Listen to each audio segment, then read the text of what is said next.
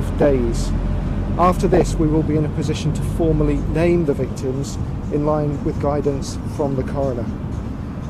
I would also like to confirm that we have spoken to all of the families of those that lay injured in our hospitals, and of course we are doing all we can to support all of them too.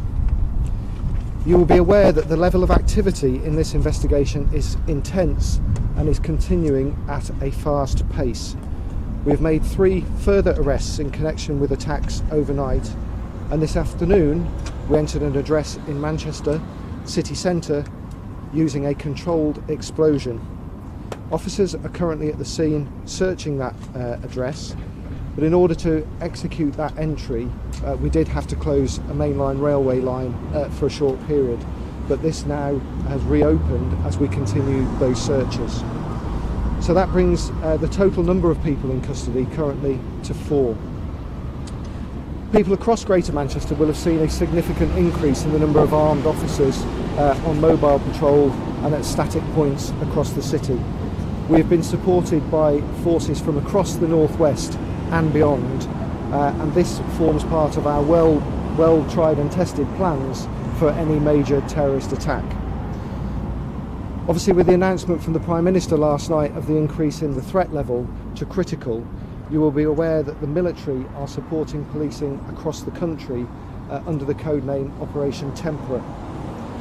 This is about the military being used to guard iconic sites and other sites outside of London and across parts of the north.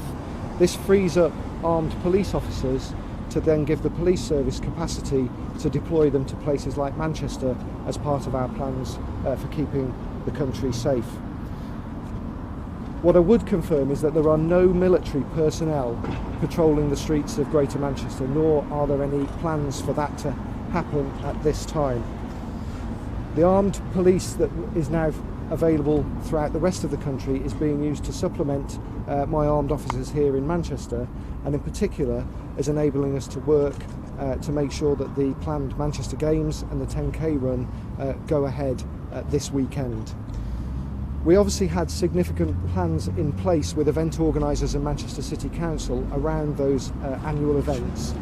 We are now obviously reviewing those plans with organisers and with the City Council in light of this week's attack to make sure that we can allow them to go ahead in as safe an environment as possible.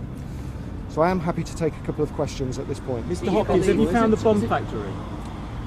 As I've said, we are carrying out extensive searches of premises across Manchester, but it would be ill-advised of me to comment on the investigation to that. Do you believe that somebody else put that bomb together, and are you searching for that person? Is this a search now for a bomb maker? I think it's very clear that this is a network that we are investigating, and as I've said, it continues at a pace. There's extensive investigations going on and activity taking place across Greater Manchester as we speak. So thank you very much, ladies and gentlemen. Is there a report that his family spoke to the police?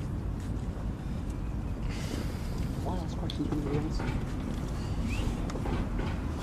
However, it is very clear this is a